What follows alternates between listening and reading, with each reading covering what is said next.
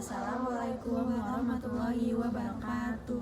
Halo semua, perkenalkan kita dari kelompok 5. Di sini kita izin mempresentasikan hasil diskusi kita tentang aplikasi teori permintaan dan penawaran dalam kebijakan pemerintah.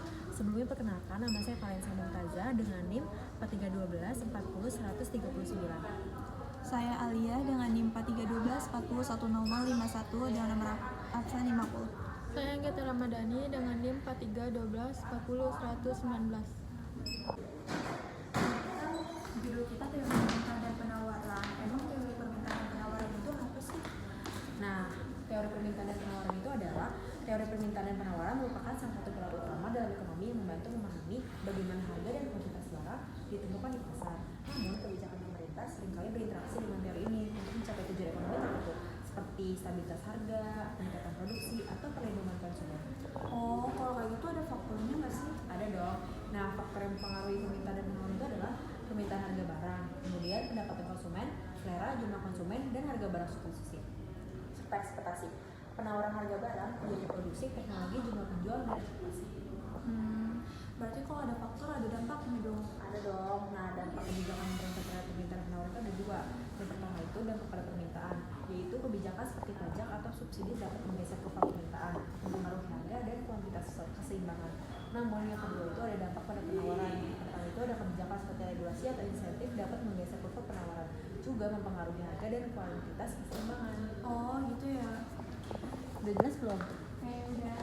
Selanjutnya ada implikasi teori permintaan penawaran untuk kebijakan pemerintah. Yang pertama ada analisis permintaan. Memahami faktor-faktor yang mempengaruhi permintaan, membantu pemerintah untuk membuat kebijakan yang sesuai dengan kebutuhan konsumen. Yang kedua adalah analisis permintaan penawaran. Menganalisis faktor-faktor yang mempengaruhi penawaran, membantu pemerintah untuk mendorong produktivitas dan efisien produsen. Selanjutnya ada intervensi strategis. Pemerintah dapat memanfaatkan berbagai instrumen kebijakan untuk mengintegrasi kegagalan pasar dan mencapai keseimbangan. Selanjutnya ada implikasi teori permintaan dan penawaran untuk kebijakan pemerintah. Ada 3. Yang pertama ada analisis permintaan. Memahami faktor-faktor mempengaruhi pemerintahan, membantu pemerintah membuat kebijakan sesuai dengan kebutuhan konsumen. Yang kedua ada analisis penawaran.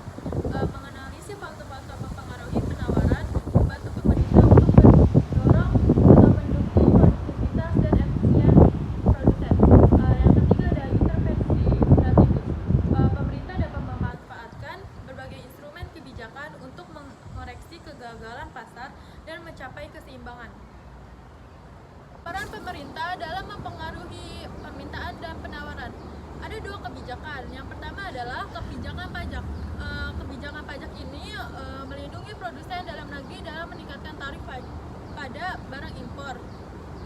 Mempengaruhi pajak yang dikenakan atas penjualan suatu barang menyebabkan harga jual barang tersebut naik, sehingga konsumen lebih cenderung memberi produk lokal yang lebih murah. Yang kedua ada pemberian subsidi. Pemberian subsidi ini menekankan biaya produksi dan membantu produsen bersaing dengan produk impor. Contohnya, subsidi diberikan kepada perusahaan penghasil barang kebutuhan pokok dan perusahaan yang berkembang. Yang ketiga ada efek jangka pendek dan jangka panjang. Dampak kebijakan pemerintah seringkali berbeda antara jangka pendek dan panjang. Misalnya, subsidi yang meningkatkan permintaan dalam jangka pendek dapat mempengaruhi harga, tetapi dalam jangka panjang, penawaran dapat beradaptasi dan harga dapat kembali normal. Kemudian di sini ada upaya pemerintah untuk meningkatkan perekonomian di Indonesia dengan melakukan kebijakan fiskal. Kebijakan fiskal merupakan penyesuaian dalam pendapatan dan pengeluaran pemerintah sebagaimana ditetapkan dalam anggaran pendapatan dan belanja negara yang disingkat APBN untuk mencapai kestabilan ekonomi yang lebih baik dan laju pembangunan ekonomi yang dikehendaki yang umumnya ditetapkan dalam Rencana Pembangunan ISNAIDI 2017. Kebijakan fiskal merujuk pada kebijakan yang dibuat pemerintah untuk mengarahkan ekonomi suatu negara melalui pengeluaran, belanja, dan pendapatan pajak. Kebijakan fiskal berbeda dengan kebijakan moneter yang bertujuan untuk menstabilkan perekonomian, tingkat bunga, dan jumlah uang yang beredar. Instrumen utama dan kebijakan fiskal adalah pajak dan pengeluaran pemerintah. Akmarina dan Furqan 2020. Kemudian, di sini ada peran pemerintah dalam mekanisme perekonomian. Perekonomian yang ideal pengaturan alokasi sumber dayanya sumber-sumber dari pertukaran antara barang dan uang sesuai dengan harga pasarnya. Dari pertukaran tersebut akan menghasilkan kuantitas maksimum barang dan jasa dari seluruh sumber daya yang tersedia dalam perekonomian. Tetapi dalam keseharian, pasar tidak selalu berada dalam bentuk ideal. Karena dalam praktiknya, perekonomian pasar seringkali terlilit monopoli, sering dengan melonjaknya inflasi dan pengangguran yang ada.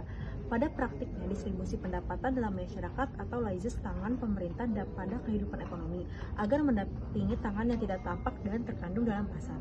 Ada dua tradisi intelektual dalam makro, salah satu dari keduanya berpendapat bahwa pasar yang paling baik adalah pasar yang bebas dari intervensi pemerintah. Sedangkan yang lain berpendapat bahwa intervensi dari pemerintah akan sangat membantu untuk mengontrol kegiatan berekonomi. Saya akan menjelaskan dampak terhadap permintaan dan penawaran kebijakan pemerintah yang dapat menghasilkan beberapa dampak signifikan pada permintaan dan penawaran.